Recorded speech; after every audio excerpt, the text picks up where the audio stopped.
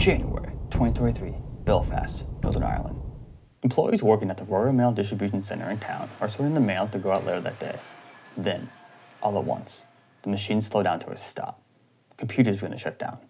The building is quiet, maybe for the first time. Then, throughout the building, the printers come to life, each one printing a ransom note. Your data is still unencrypted. LockBit. In January 2023, a distribution center for the Royal Mail International was hit by a ransomware attack, completely stopping the facility from processing all international mail in the UK. At this point, you may be asking yourself how a ransomware attack on a single distribution center stopped the Royal Mail. Don't they have more than one center? There are several other distribution centers to process the international mail, but the ransomware did not just encrypt all the computers at that one center. It infected the back office system used to prepare the mail to ship overseas. The same system is used at 6 other distribution centers that process international mail, including the largest at Heathrow Airport. On January 11, 2023, the Royal Mail confirmed that a cyber incident caused severe service disruption to international exports and asked people in the UK to stop sending any mail abroad. This means the Royal Mail was unable to send or receive any international mail. On average, the Royal Mail sends 200,000 items a day overseas. This disruption would last over a month. The ransom note strongly implies that LockBit is behind the attack. LockBit is a ransomware operator that builds and maintains ransomware software and infrastructure to conduct attacks. They are known as a RAS, or Ransomware as a Service. You can think of a RAS like any other SaaS company like Adobe or Office, just illegal. I want to make a video talking about RAS groups and how they make money in the future, so leave a like if you want to see that video. The ransom note had a URL to a Tor site where the Royal Mail could enter a password to join a chat room to negotiate with the attackers.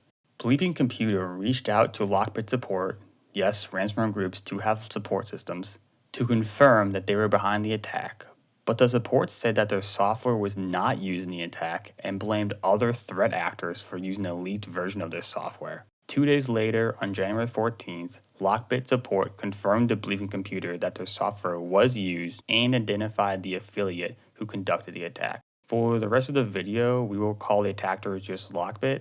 It can get really complicated to attribute an attacker to a specific group of people. LockBit support and infrastructure were used, so that is what we'll call them. The most interesting part of this attack is the chat logs between LockBit and the Royal Mail. Having the logs is rare, allowing unique insight into how ransomware groups operate. The negotiations began on January 12th. It starts with a classic, "Hi, did this work? Hi, I'm here." No matter what the stakes are, it always starts with a 3-way handshake. The next 13 days are spent confirming that LockBit can really decrypt files and some good stalling tactics from the Royal Mail. On January 25th, LockBit asked for 0.5% of the Royal Mail's revenue to decrypt their files. 0.5% is about $80 million US. We want 0.5% of your revenue. How much is that? How much are revenue? The Royal Mail then sends LockBit 2 news articles saying they have no revenue and they made losses of £450 million last year and they may need to cut up to 10,000 jobs. LockBit then shows some emotional vulnerability by saying, "We understand you very well. We are all suffering from the global crisis and our income has fallen as much as yours." They end the message by saying 0.5% of their revenue is much less than 4% fine from the UK government. The annoyed negotiator, not wanting to be compared to cyber criminals, tries to move on. Just name the amount already so we can let the leadership know. After a few more messages, the chat ends for the day with the classic, "Talk to you later." Okay. Then the Royal Mail negotiator had to send this embarrassing follow-up text and got left unread. The next day, on January 26th, the Royal Mail negotiator wanted to clear up who they are. There's still some confusion over who we are. You're basing your revenue on what is a holding company, not the Royal Mail Group. IDS, or International Distribution Service, has several other companies that exist under that umbrella who are independent to each other. We are Royal Mail International, who's a separate entity with an entirely independent managing director and senior official. Our company's revenue is in decline. As we have tried to explain to you previously, the Royal Mail International is a company that is affected by your penetration testing. Our current financial turnover is expected to be $800 million. Based on your calculation for payment, 0.5% of total revenue would equal $4 million. You're bluffing. Turns out, LockBit attacked the wrong company and would not believe that they made a mistake. There were more funny moments in chat logs. You can find a link in the description to look at them yourselves. The reason we even have the chat logs is because LockBit released them. February 14th was the deadline to pay the ransom. When there's no payment, the logs were released. In early February, the Royal Mail started to restore international shipping for online services only.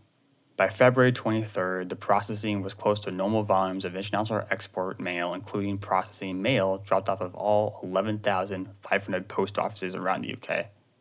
The attack ended up costing $12.4 million spent on recovery and improvements. During the first half of the Royal Mail's fiscal year, international shipping was down 5%, and international revenue was down 6.5%. Almost all of this can be attributed to the LockBit attack. While this may seem like a lot, it was a drop in the bucket compared to the $395 million the Royal Mail lost during that same time. The ransomware attack was not its only problem to deal with.